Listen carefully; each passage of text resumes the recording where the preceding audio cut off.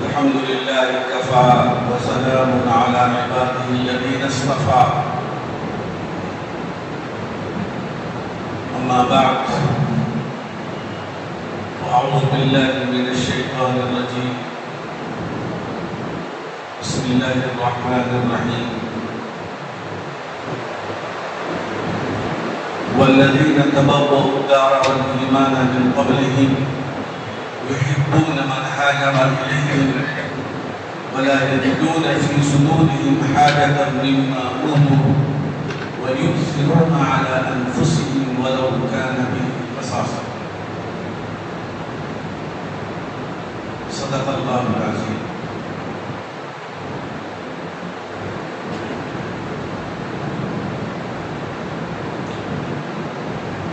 محترم سامعین، بزرگوں، دوستوں اور میرے بھائیوں،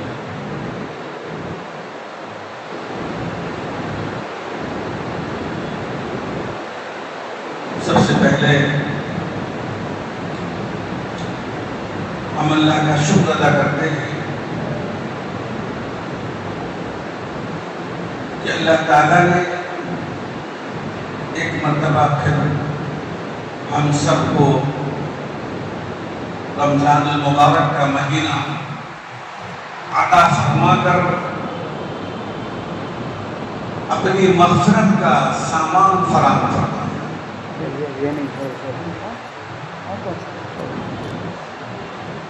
گویا اللہ تعالیٰ پھر چاہتے ہیں کہ ہم اپنی مغفرت اس مرتبہ کروا لیں، ورنہ سال گزشتہ اسی رمضان میں ہمارے ساتھ بہت سے ہمارے بھائی، ہمارے دوست، ہمارے احباب، ہمارے رشتے دار تھے، موجود تھے اور مسجد میں آتے تھے، تراویح پڑھتے تھے، نمازیں پڑھتے تھے، روزہ رکھتے تھے، ہمارے ساتھ گھومتے پھرتے تھے، اور آج اس رمضان میں وہ اس دنیا کے اندر نہیں ہے، دنیا سے رخصت ہو چکے ہیں. اور ہم زندہ ہیں اسی لیے کہ اللہ تعالیٰ نے پھر چاہا ہے ہم کو کہ ہم کو رمضان دے کر کے ہمیں معاف فرما دیں، ہم اللہ سے اپنی معافی کروا دیں. اس لیے اس رمضان کی بڑی قدر کرنی چاہیے، اس کی لمحے لمحے کی قدر کرنی چاہیے، اس کے رات کی قدر کرنی چاہیے، اس کے دن کی قدر کرنی چاہیے. جتنا زیادہ سے زیادہ موقع مل سکے اس موقع کو غنیمت جان کر کے اس سے فائدہ اٹھانا چاہیے.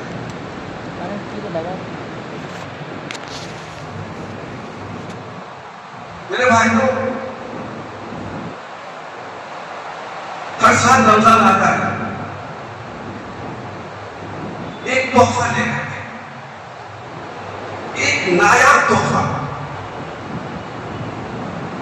انوکھا تحفہ، بے مثال تحفہ، صرف ایک ایسا تحفہ جو رمضان کے علاوہ دنوں میں وہ تحفہ ہمیں نہیں مل سکتا. رمضان کے اندر بہت ساری نیکیاں ہیں، بہت سارے اجر کے کام ہیں، بہت ساری عبادتیں ہیں، تلاوت ہے، ذکر ہے، روزہ ہے، نماز ہے، اور صدقہ ہے، خیرات ہے، اور پتہ نہیں کیا کیا تحفے ہیں، کیا کیا اس کے اندر عبادتیں ہیں. لیکن یہ ساری عبادتیں اور یہ سارے اعمال رمضان میں بھی کر سکتے ہیں، رمضان کے علاوہ دنوں میں بھی کر سکتے ہیں. رمضان میں ہم تلاوت پڑھا دیتے ہیں، خشوع کے ساتھ تلاوت کرتے ہیں، اور رمضان کے علاوہ دنوں میں بھی ہم تلاوت کر سکتے ہیں اور کرتے ہیں. فرق ہوتا ہے کہ رمضان کے علاوہ دنوں میں تھوڑی مقدار اور اس کی تعداد کم ہوتی ہے، رمضان میں اپنی تعداد بڑھا دیتے ہیں. انہمام بڑھ جاتا ہے، توجہ بڑھ جاتی ہے، خشوع بڑھ جاتا ہے. لیکن تلاوت اس میں بھی ہے، تلاوت یہاں بھی ہے. رمضان میں ہم نماز پڑھتے ہیں، رمضان کے علاوہ دنوں میں نماز پڑھتے ہیں. رمضان کے علاوہ دنوں میں 5 نماز پڑھتے ہیں.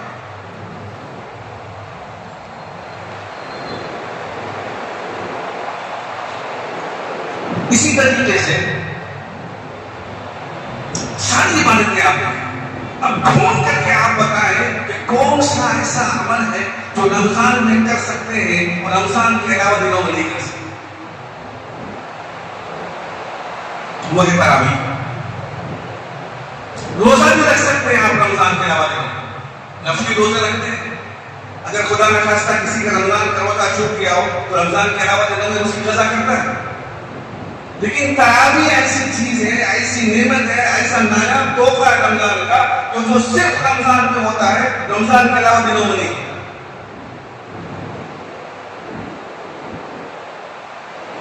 یہ تراویح رمضان کا سب سے بہترین تحفہ جو ہر سال ہمارے لیے رمضان لے کر کے آتا ہے.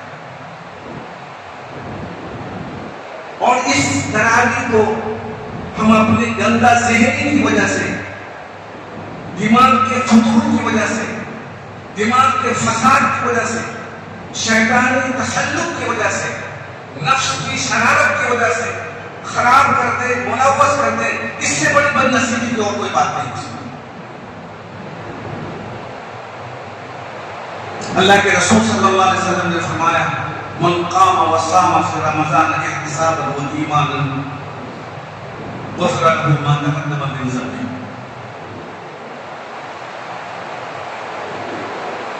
کہ جو شخص رمضان کے دنوں میں روزہ رکھ لے اور قیام, رات کا قیام کر لے, تراویح پڑھ لے ایمان کے ساتھ اور ثواب کی امید کے ساتھ, تو اللہ تعالیٰ اس کو مغفرت فرما دے.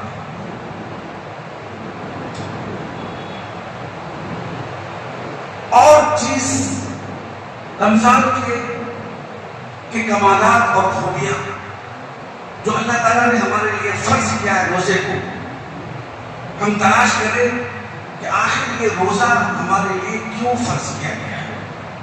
اصل ہمارا موضوع آج بات کرنے کے لیے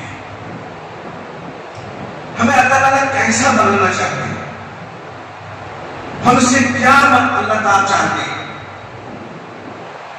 اس روزے کے ذریعے سے ہمیں بھوکا پیاسا رکھ کر کے اللہ تعالیٰ کو کیا مل جائے, یا اس بھوکے پیاسے کر کے ہمیں کچھ دینا چاہتے ہیں, ہمیں بنانا چاہتے ہیں یا ہمیں سنوارنا چاہتے ہیں. تو اس روزے کے ذریعے سے 2 چیزیں اللہ تعالیٰ ہمیں عطا فرماتے ہیں. ایک تقوی والی زندگی ہمارے اندر. عام طور سے تقوی کے معنی لوگ بہت دوسرے طریقے سے لیتے ہیں. تقوی کا مفہوم یہ ہے کہ اللہ سے ڈرنے کی عادت بن جائے. عادت بنانے کے لیے 1 مہینے کی پریکٹس کرائی جاتی ہے کہ اللہ کے ماننے والے ہو جائیں, ان چیزوں کو چھوڑنے والے ہو جائیں جن سے اللہ نے منع کیا ہے, اور ان چیزوں کو کرنے والے ہو جائیں جن کا اللہ نے حکم دیا ہے. اس کی عادت بن جائے, خوش دلی کے ساتھ, پورے اہتمام کے ساتھ اس کی عادت بن جائے. اگر کسی برائی سے بچنے کی عادت بن گئی اور کسی نیکی کے کرنے کی عادت بن گئی تو سمجھئے کہ تقوی اس کی زندگی کے اندر آنا شروع ہو گیا. اور یہی اللہ تعالیٰ ہمیں روزہ سے چاہتے ہیں. دوسری چیز وہ ہے بڑا خوبصورت لفظ, بڑی خوبصورت صفت, بہترین انسان کو کامل کرنے والی چیز. اس کے بغیر انسانیت ادھوری ہے, اس کے بغیر انسانیت ناقص ہے. وہ ہے ایثار. میں سمجھاتا ہوں ایثار کیا چیز ہے. ہمارے اندر اللہ تعالیٰ ایثار کا جذبہ پیدا کرنا چاہتے ہیں اس روزے کے ذریعے سے. اسلام کا بڑا خوبصورت لفظ ایثار یعنی قربانی, یعنی اپنے فائدے کے لیے کسی چیز کو چھوڑ کر کے دوسرے بھائی کو دے دیں,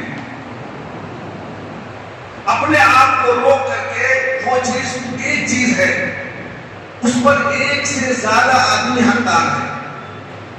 ہم بھی چاہتے ہیں وہ لے لیں اور دوسرا آدمی بھی چاہتا ہے وہ لے لیں. گاڑی پر ہم بیٹھتے ہیں, ٹرین پر سفر کرتے ہیں, جب چڑھتے ہیں تو ایک سیٹ خالی ہوتی ہے, ہمارے ساتھ 2 آدمی 3 آدمی ہوتے ہیں. ہم چاہتے ہیں کہ ہم کو سیٹ مل جائے, وہ چاہتا ہے کہ اس کو سیٹ مل جائے, وہ تیسرا چاہتا ہے اس کو سیٹ مل جائے. ہم اپنے بھائی کے لیے وہ سیٹ چھوڑتے ہیں اس لیے کہ جو ہم سے دوسرا آدمی لینے والا ہے وہ بزرگ ہے, وہ کمزور ہے, یا وہ کوئی اور اس کے ساتھ عذر ہے, اس لیے ہم اپنے مفاد کو, اپنے فائدوں کو اپنے بھائی کے لیے چھوڑتے ہیں. اس کے نام ایثار. یہ ایثار کا جذبہ ہی پیدا کرنے کے لیے اللہ تعالیٰ نے حکمت تو بتائی جاتی ہے کہ روزے کی حکمت یہی ہے کہ ہمارے اندر اپنے مفاد کو دبانے, اپنے مفاد کو چھوڑنے اور دوسروں کے لیے اپنے آپ کو پیش کرتے رہے کہ جذبہ پیدا ہو جائے. اس سے انسانیت کامل ہوگی. یہ اصل انسانیت ہے میرے بھائی, اصل انسانیت یہی ہے. اور اسی لیے کسی نے کہا ہے کہ درد دل کے واسطے پیدا کیا انسان کو, درد دل کے واسطے پیدا کیا انسان کو, ورنہ کے لیے کچھ کم رکھے کر رو دیا. انسان کو پیدا کیا اللہ تعالیٰ نے صرف درد دل کے لیے, ہمدردی کے لیے, خوشنودی کے لیے, دوسروں کی مدد کرنے کے لیے, دوسروں کا تعاون کرنے کے لیے, دوسروں کی مصیبت میں کام آنے کے لیے, دوسروں کو آگے بڑھانے کے لیے. اور جس دل کے اندر یہ انسانیت کا درد نہ ہو وہ دل نہیں ہے, وہ پتھر کی سیل ہے. اسی اظہار کو, اسی درد مندی کو, اسی خلوص کو, اسی جذبے کو پیدا کرنے کے لیے روزے کو فرض کیا گیا. اور یہی تربیت اللہ کے رسول صلی اللہ علیہ وسلم نے صحابہ کرام کو دی. اور صحابہ کرام کی جو چند خصوصی صفات ہیں, ان صفات کی جو قرآن نے تعریف کی ہے, وہ تعریف یہ جو میں نے آیت پڑھی تھی کہ والذین تبوؤا الدار والایمان من قبلہم یحبون من ہاجر الیہم, یہ مدینے والوں کی تعریف ہو رہی, ان صحابہ کرام کی تعریف ہو رہی جن کے اندر ایثار کھود کھود کر کے بڑھا ہوا, جس کے اندر دوسروں کے ہمدردی کھود کھود کے بڑھی ہوئی تھی. اس جذبے کی اور اس ہمدردی کی قرآن تعریف کر رہا ہے اور کہہ رہا ہے کہ وہ مدینے والے, ان مدینے والوں کا تذکرہ کیجئے جو مدینے کے اندر رہتے ہیں. ان کی صفات یہ ہے کہ جو مکے سے جو لوگ ہجرت کر کے آئے ہیں ان سے وہ محبت کرتے ہیں. یحبون من ہاجر الیہم ولا یجدون فی صدورہم حاجۃ مما اوتوا, اور ان کے دل میں ذرہ برابر بھی یہ خیال نہیں ہوتا کہ ہمارے بھائی نے ہم سے زیادہ لے لیا یا ان کو زیادہ فائدہ ہو گیا, اس کی پرواہ نہیں ہوتی. غزوہ حنین کا واقعہ ہے. اچھا یہ بات ہم جانتے ہیں کہ جب صحابہ کرام اللہ کے رسول صلی اللہ علیہ وسلم کے ساتھ مکے سے نکل کر کے مدینے ہجرت کرنے کے لیے گئے تھے تو بے دست و پا گئے تھے, خالی ہاتھ, کچھ نہیں تھا. ساری جائیداد, سارا مال, ساری دولت, سارا سب کچھ یہی چھوڑ کے گئے مکے کے اندر. وہاں کا بالکل خالی ہاتھ. مدینے والوں نے, انصار صحابہ نے کیا کیا, ان کے ساتھ اللہ کے رسول صلی اللہ علیہ وسلم نے بھائی چارہ قائم کیا اور انہوں نے ہر آنے والے کو اپنی آدھی جائیداد بانٹ کر کے دے دی. ہمارے بھائی ہیں, مہاجر بھائی ہیں, مومن بھائی ہیں, انہوں نے اپنا وطن چھوڑا ہے, اپنی جائیداد چھوڑی ہے, اپنا سب کچھ چھوڑ کے یہاں آئے ہیں, یہ کیسے رہیں گے. انہوں نے جو کاروبار, جو کھیت والے تھے, عام طور سے کھیت والے باغ والے تھے, آدھا باغ ان کو دے دیا, آدھا باغ اپنے پاس رکھ دیا. جن کے پاس 2 بیویاں تھیں, ایک بیوی کو انہوں نے طلاق دے دی اور کہا بھائی میری اس بیوی سے تم شادی کر. جن کے پاس 2 گھر تھے, ایک گھر ان کو دے دیا, جن کے پاس ایک ہی گھر تھا آدھا بانٹ کے دے دیا, مفت میں مدد کے طور پر. جب غزوہ حنین ہوا فتح مکہ کے بعد سن 8 ہجری میں, تو اس غزوے میں بہت ساری دولت مسلمانوں کا ہاتھ لگی. مال غنیمت کے طور پر بے شمار ہزاروں کی تعداد میں اونٹ, گائے, بکری, جانور سونے چاندی سکے غلام بے تحاشا ملے. اس وقت کا طریقہ یہ تھا کہ مال غنیمت کو مجاہدین میں تقسیم کیا جاتا تھا. اللہ کے رسول صلی اللہ علیہ وسلم نے تمام صحابہ کو دکھایا، خاص طور سے انصار صحابہ، اور ان سے ایک مشورہ کیا اور فرمایا آپ نے کہ بھائیو، ابھی جو مال غنیمت حاصل ہوا ہے، اس مال غنیمت میں سب کا برابر حصہ ہے، چاہے وہ انصاری ہو چاہے وہ مہاجر ہو، سب کو برابر حصہ ملے گا. یہ آپ کا حق ہے، یہ آپ کا واجبی حق ہے.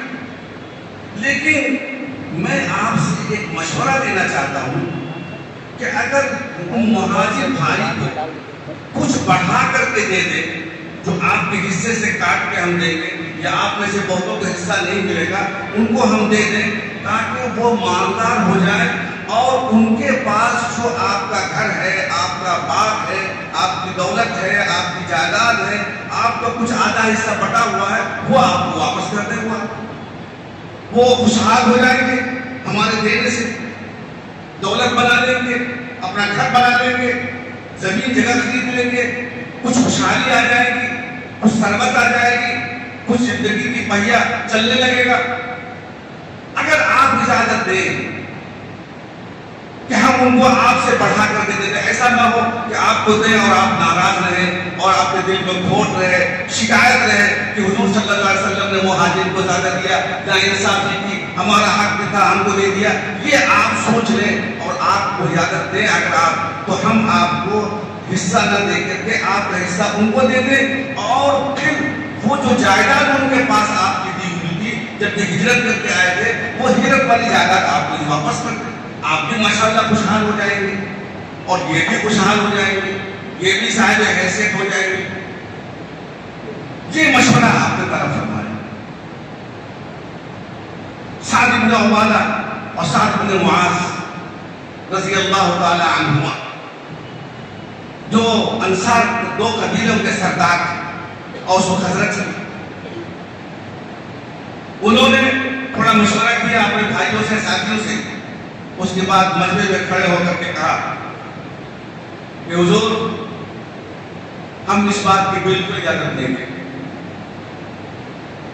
یہ سننا تھا کہ بالکل سناٹا چھا گیا کہ ہم اس بات کی بالکل اجازت نہیں دیں گے، ہم اس کے لیے بالکل راضی نہیں ہیں. اللہ کے رسول صلی اللہ علیہ وسلم کو بڑا تعجب ہوا.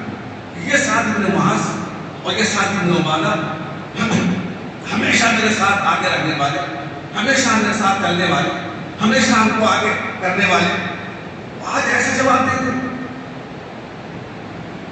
پھر تھوڑی دیر کے بعد کہا حضور آپ بالکل نہ گھبرائیں، میں منفی جواب نہیں دے رہا ہوں، بلکہ میں یہ جواب دے رہا ہوں کہ آپ نے جو تجویز دی ہے کہ ان کو دولت دے دیں، وہ ہمیں مال واپس کر دیں اپنا، ہم اس کے لیے تیار نہیں ہیں. آپ ان کو جتنا دینا چاہیں دے دیں، اور جو ہم نے دے دیا تھا پہلے، اور جو گھر بانٹ دیا تھا، اور جو بیوی دے دی تھی، اور جو دولت دے دی تھی، جو باپ اور زمین دے دیا تھا، وہ سب بھی وہ رکھیں.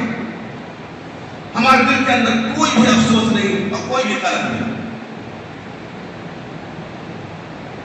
یہ ہم کہنا چاہ رہے ہیں. یہ ایسی تربیت اس بات کی اللہ کے رسول صلی اللہ علیہ وسلم نے فرمائی ہے صحابہ کرام کی. وَلَا يَجِدُونَ فِي صُدُورِهِمْ حَاجَةً مِّمَّا أُوتُوا، ان کے دل میں ذرہ برابر بھی یہ ضرورت محسوس نہیں ہوتی تھی کہ وہ ان کو زیادہ دے رہے ہیں یا کم دے رہے ہیں، اس لیے کہ وہ ہر ایک دوسرے پر قربانی کرنے والے، ایک دوسرے کے لیے اپنا حصہ چھوڑنے والے تھے. یہ اصل انسانیت ہے، یہ اصل ہمدردی ہے.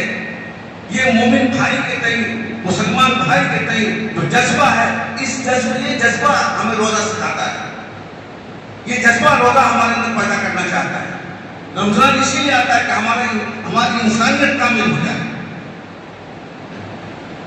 اور اس کے بعد دوسری آیت میں اور اسی بات کو صاف کھول کر کے بیان کرنا ہے. وَيُؤْثِرُونَ عَلَىٰ أَنفُسِهِمْ وَلَوْ كَانَ بِهِمْ خَصَاصَةٌ، وہ بھوکے رہ کر کے دوسروں کو اپنا کھانا کھلا دیتے ہیں. بھوکے رہ کر کے اس کی بھی مفسرین نے مثال دی ہے، بہت ساری مثالیں ہیں، ایک دو واقعہ نہیں کہ اس کو سنا دیا جائے اور اس پر بس کر دیا جائے، دسوں بیسوں سینکڑوں واقعہ، بلکہ کہنا چاہیے کہ صحابہ کرام کی پوری زندگی اسی کی تعبیر ہے اور اسی کی تصویر۔ ہر موقع پر، ہر موڑ پر صحابہ کرام کو آپ بولیں گے سب سے جو نمایاں صفت صحابہ کرام کی تھی، سب سے نمایاں صفت وہ ایثار کی تھی۔ ایثار کی صفت سے وہ اتنے بہرمند تھے کہ قرآن نے مجبور ہو کر کے ان کی تعریف کی کہ وَلَا يَجِدُونَ فِي صُدُورِهِمْ حَاجَةً مِّمَّا أُوتُوا وَيُؤْثِرُونَ عَلَىٰ أَنفُسِهِمْ وَلَوْ كَانَ بِهِمْ خَصَاصَةٌ۔ دربار رسالت مآب رسول اللہ صلی اللہ علیہ وسلم کی مجلس لگی ہوئی ہے، صحابہ کرام بیٹھے ہیں، تعلیم ہو رہی ہے اور آپ صلی اللہ علیہ وسلم کا درس ہو رہا ہے، اسلام اور دین سکھایا جا رہا ہے۔ وہی مسجد نبوی جو آپ کی مسجد بھی تھی، آپ کی عبادت گاہ بھی تھی، آپ کے آنے والے باہر سے مہمانوں کے لیے مہمان خانہ بھی تھا، آپ کی وہ مشورے کرنے کی جگہ بھی تھی۔ ایک مسافر آیا، بھوکا پیاسا، پریشان حال، اللہ کے رسول صلی اللہ علیہ وسلم نے پوچھا کیا بات ہے، اتنے پریشان؟ کہا 2 روز سے کھانا نہیں کھایا، 2 روز سے کھانا نہیں کھایا، بھوک سے حالت خراب ہو رہی ہے ہماری، کھانا کھلا دے ذرا سا۔ آپ صلی اللہ علیہ وسلم نے ازواج مطہرات کے پاس بھیجا کہ جاؤ فلاں کے پاس، عائشہ کے پاس جاؤ، حفصہ کے پاس جاؤ، ام میمونہ کے پاس جاؤ، ام سلمہ کے پاس جاؤ، جب کھانا لے جاؤ، جہاں سے کھانا ملے لے گئے۔ سب سے امیر بہترین اللہ کے رسول صلی اللہ علیہ وسلم کے پاس عائشہ کے پاس گئے، وہاں سے خالی آتا ہے، ام سلمہ کے پاس گئے، وہاں سے خالی آتے ہیں، میمونہ کے پاس گئے، وہاں سے خالی آتا ہے، اور حفصہ کے پاس گئے، وہاں سے تمام ازواج کے پاس لوگ گئے اور وہاں سے خالی آتا ہے کہ اس دن اللہ کے رسول صلی اللہ علیہ وسلم کے گھر میں چولہا نہیں جلا، خود حضور بھوکے بیٹھے اور گھر میں مہمان آ گیا، بھیجا کچھ بھی نہیں آیا، خالی ہاتھ کے سوائے پانی کے گھر میں کچھ بھی نہیں،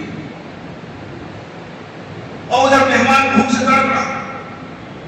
اللہ کے رسول صلی اللہ علیہ وسلم نے اعلان فرمایا کہ بھائی تم میں سے کون شخص ہے جو ہمارے اس مہمان کا مہمان نوازی کرے، اور جو اس کی مہمان نوازی کرے گا وہ جنت لے جائے گا۔ اللہ تعالیٰ نے وعدہ فرمایا کہ اس مہمان کو جو آج کھانا کھلا دے گا اس کے لیے جنت واجب ہو جائے گا۔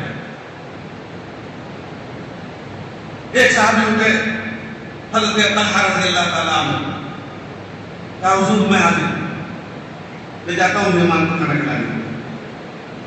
مہمان کو لے گئے، اتنے خوش جیسے کہ بہت بڑی دولت لگ گئی، وہاں لاٹری لگ گئی، بہت بڑا انعام مل گیا، خوشی خوشی چہکتے ہوئے لہکتے ہوئے گھر پہنچے مہمان کو لے کر کے، اور بڑی خوشی کے ساتھ گھر میں آواز دی حضرت ام سلیم جو ان کی بیوی تھی رضی اللہ تعالی عنہ کہ سنو خوشخبری لو، خوشخبری، جنت کی خوشخبری لے لو، آج جو اس مہمان کو کھانا کھلائے گا اس پر جنت واجب ہو جائے گی۔ ہمارے آقا صلی اللہ علیہ وسلم نے فرمایا لو اب جنت لے لو، آج لوٹ لو جنت۔ ام سلیم نے کہا ادھر آئیے، باہر کیا اعلان کر رہے ہیں، گھر میں کچھ ہو تو کھلائے نا، بس ایک آدمی کے برابر کا کھانا ہے گھر میں جو ہم نے اپنے بچے کے لیے رکھ رکھا ہے، اس کو کھلائیں گے، ہم دونوں آج فاقہ ہی گزرے گا، پہلے سے تھا آج فاقہ ہی ہوگا، اور اوپر سے آپ مہمان لے کر آ گئے، کہاں سے کھلائیں گے؟ انہوں نے کہا کہ کچھ بھی ہو آج اس مہمان کو کھانا ہم کھلائیں گے، بچے کو بہلا کر کے پھسلا کر کے سلا دو، اور جو کھانا ہے وہ مہمان کے سامنے رکھ دو، ہم دونوں بیٹھ جائیں گے کھانے کے لیے، اور تم کسی بہانے سے آ کر کے چراغ کو بجھا دینا، اور میں پورا کھانا مہمان کو کھلا دوں گا، اس لیے کہ روشنی میں اگر میں ہاتھ کو روکے رہوں گا تو مہمان برداشت نہیں کرے گا، اور وہ چاہے گا کہ ہم بھی کھانا کھائیں، اور اتنا کھانا نہیں کہ ہم دونوں کے لیے کافی ہو جائے، تھوڑا سا کھانا ہے، تھوڑی سی روٹی ہے، تھوڑا سا سالن ہے، وہ صرف ایک بچے کے لیے جتنا ہو سکتا ہے اتنے مہمان میرے اللہ اس کی برکت دے، مہمان کا پیٹ بھر جائے، یہی میرے لیے کافی۔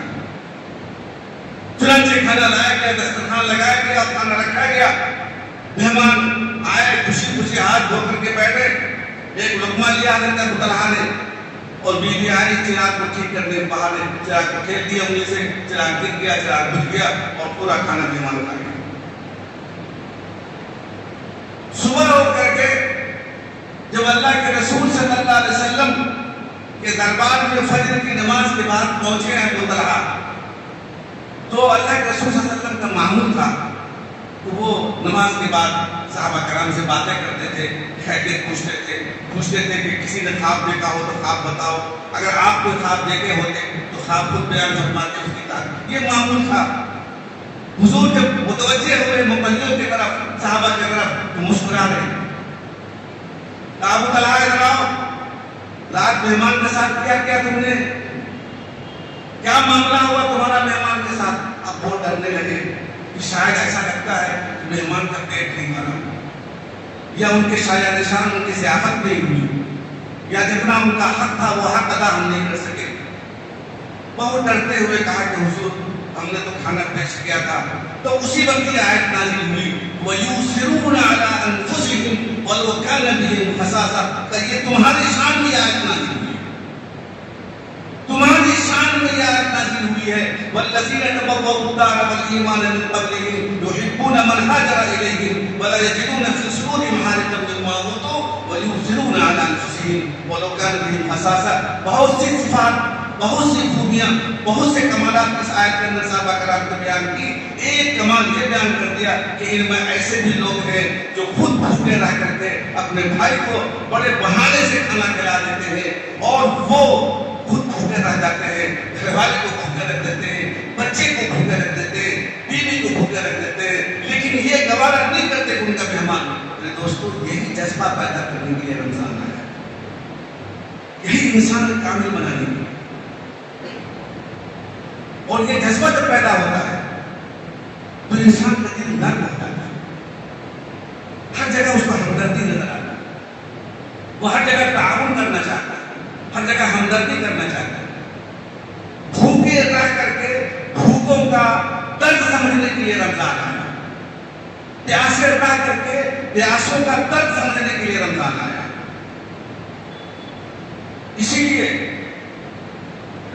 دوسروں کے ساتھ ہمدردی کرنے، دوسروں کے ساتھ بھائی خائی کرنے، خاص طور سے غریبوں کے ساتھ، یتیموں کے ساتھ، محتاجوں کے ساتھ، کمزوروں کے ساتھ، کبھی دیکھ کر کے ان کو یہ تمنا کرو کہ اگر خدا نخواستہ میں اس کی جگہ پر ہوتا تو میرا کیا حال ہوتا۔ اسی وجہ سے اللہ کے رسول صلی اللہ علیہ وسلم اکثر یہ دعا مانگا کرتے تھے، اللہم احیینی مسکینا، اللہم احیینی مسکینا وعمتنی مسکینا واحشرنی فی زمرۃ المساکین۔ اے اللہ مجھے مسکینی میں زندہ رکھیے اور مسکینی میں موت دیجیے، اور مسکینوں کے ساتھ میرا حشر فرمائے۔ ہم مالدار ہونا نہیں چاہتے، ہم عقل کے ساتھ نہیں رہنا چاہتے، ہم جھوٹ کر کے رہنا چاہتے ہیں، درد دلی کے ساتھ رہنا چاہتے ہیں، ہمدردی کے ساتھ رہنا چاہتے ہیں، غربت کے ساتھ رہنا چاہتے ہیں، تاکہ ہم ان غریبوں کا درد سمجھ سکیں۔ لیکن ہمارا حال کیا ہے؟ ذرا سا اگر اللہ نے دے دیا تو ادھر آنے لگتے ہیں۔ ہمدردی کرنا تو بہت بڑی بات ہے، یہ تک پتہ ہم کو نہیں ہوتا کہ ہمارے پڑوس میں کیا ہو رہا ہے، ہمارے پڑوس میں کیا ہو رہا ہے۔ ہمارے ہاں بڑے سے تھال میں افطار بنا ہوا رکھا رہتا ہے، کبھی ہم نے یہ سمجھنے کی کوشش کی، یہ معلوم کرنے کی کوشش کی کہ کیا اتنا ہی بڑا تھال ہمارے پڑوس میں جن غریبوں کے پاس ہے، فون کر کے غریبوں کے پاس ہے اتنا تھال۔ بہت سے ایسے یتیم بچے، ان کے ساتھ کیا معاملہ ہو رہا ہے، کیسے ہو رہا ہے، کیسے زندگی گزار رہے ہیں، یہ درد پیدا نہیں ہوتا ہمارے۔ اللہ کے رسول صلی اللہ علیہ وسلم نے فرمایا کہ جو بھی کچھ تم لاؤ گھر کے اندر وہ پڑوسیوں میں بانٹ کر کے کھاؤ، پڑوسیوں کو بھی دو، اور اگر کم ہو تمہارے پاس، سوچئے گا، اور اگر کم ہو تمہارے پاس، اتنا نہیں ہو کہ تم ان کو دے سکتے ہو، تو کم سے کم اس کی علامات، یعنی اگر فروٹ لائے ہو، پھل لائے ہو تو اس کے چھلکے باہر نہ ڈالو، اس کے چھلکے باہر نہ ڈالو۔ کیا پتا کہ تمہارے محلے میں، تمہارے پڑوس میں کوئی غریب ہو، کوئی یتیم ہو، وہ یتیم بچہ یا غریب بچہ جس کا باپ مزدوری کرتا ہو، جس کا باپ کمزور ہو، اس پھل کے چھلکے کو دیکھ کر کے وہ مچل جائے اپنے باپ کے سامنے اور کہنے لگے کہ ابا ہمارا بھی دل چاہ رہا ہے پھل کھانے کو، ہمارا بھی دل چاہ رہا ہے کیلا کھانے کو، ہمارا بھی دل چاہ رہا ہے ایسا اچھی چیز کھانے کو، لا کر کے ہم کو تو ہم نہیں جانتے کچھ۔ اور اس باپ جو غربت کا یہ عالم ہے کہ 2 وقت روٹی کے لیے وہ ترستا ہے، وہ کہاں سے پھل لا کے دے گا؟ اس باپ کے دل کے اندر جو تکلیف ہوگی اور جو آنسو آنکھ سے ٹپکیں گے، اس کے ذمہ دار وہ شخص ہوگا جس نے پھل کھا کر کے چھلکا اس کے دروازے پہ ڈال دیا۔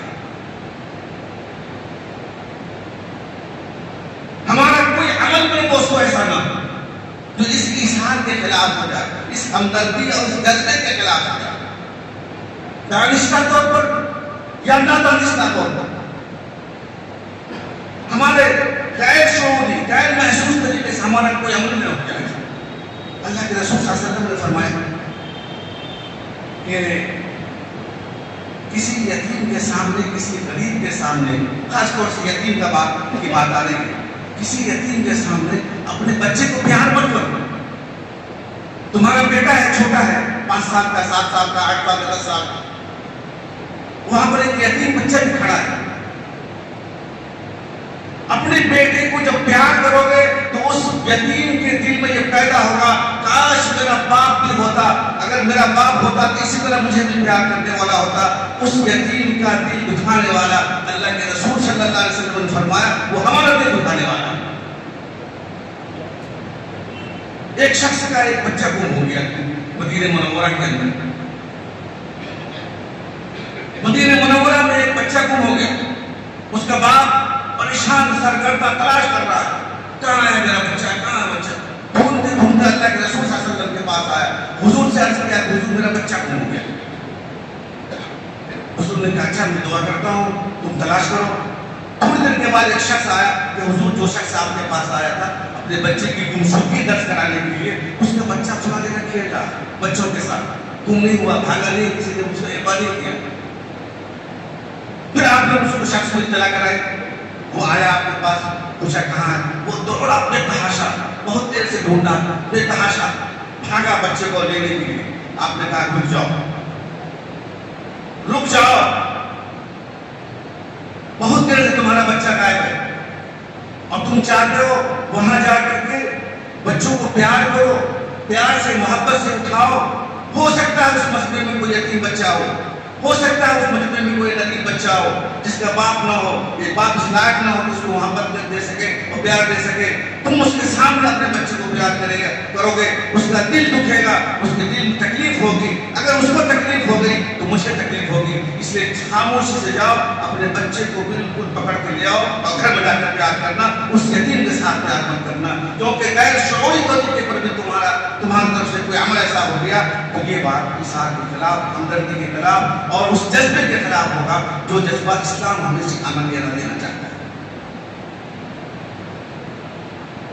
یہ وہ چیز ہے میرے بھائیوں، یہ وہ دولت ہے، یہ انسانیت کو کامل کرنے، جس معاشرے کے اندر ایثار پیدا ہو جائے وہ معاشرہ صالح بن جائے گا، وہ معاشرہ کامل بن جائے گا، وہ انسان کامل بن جائے گا، اس کی انسانیت مکمل ہو جائے گی۔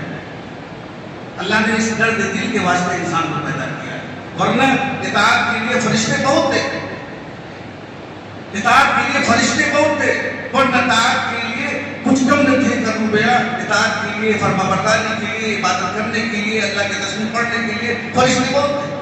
اسی جذبے کو پیدا کرنے کے لیے اللہ تعالیٰ نے ہمیں روزہ عطا فرمایا ہے۔ روزہ صحیح معنی میں اگر رکھ لیا جائے تو سب سے پہلے جو صفت پیدا ہوتی ہے وہ تقویٰ کی صفت پیدا ہوتی ہے اور ایثار کی صفت پیدا ہوتی ہے۔ ایک تقویٰ جو حقوق اللہ سے متعلق ہے اور ایثار جو حقوق العباد سے متعلق ہے۔ ہم پر 2 طرح کے حقوق فرض کیے گئے ہیں کہ ایک اللہ کا حق ہے ہمارے اوپر، ہم نماز پڑھتے ہیں، روزہ رکھتے ہیں، اطاعت کرتے ہیں، حرام سے بچتے ہیں، فرائض کو پورا کرتے ہیں، زکوٰۃ دیتے ہیں، حج کرتے ہیں، نیکیاں کرتے ہیں، یہ اللہ کے حقوق ہمارے اوپر ہیں۔ ایک بندوں کے حقوق ہمارے اوپر ہیں کہ ہم دوسرے کے لیے کتنے کام آنے والے بن جائیں، ہم انسان کے لیے کتنی خدمت کرنے والے بن جائیں، یہ بندوں کا حق ہے۔ ہر انسان کے اوپر دو حق ہے، ایک حقوق اللہ ہے اور ایک حقوق العباد ہے۔ ان دونوں حقوق کو پیدا کرنے کے لیے روزے کو فرض کیا گیا ہے، تقویٰ پیدا کرنے کے لیے اور احسان پیدا کرنے کے لیے۔ انہیں کو سامنے رکھ کر کے ہمیں روزے پر محنت کرنی چاہیے اور اس جذبے کو اور صفت کو اور اس خوبی کو پیدا کرنے کے لیے، بڑھانے کے لیے، اپنے اندر اتارنے کے لیے محنت زیادہ سے زیادہ کرنی چاہیے، تب جا کر کے اس روزے کا حق ادا ہوگا۔ اللہ ہم سب کو بہترین توفیق عطا فرمائے، اس جذبے کے سے سرشار فرمائے، تقوی کی زندگی گزارنے کی توفیق عطا فرمائے اور روزے کو صحیح معنی میں صحیح طریقے سے پورا کرنے، اس کو عمل کرنے کی توفیق عطا فرمائے۔ اللہ تعالیٰ ہم سب کو توفیق سے نوازے۔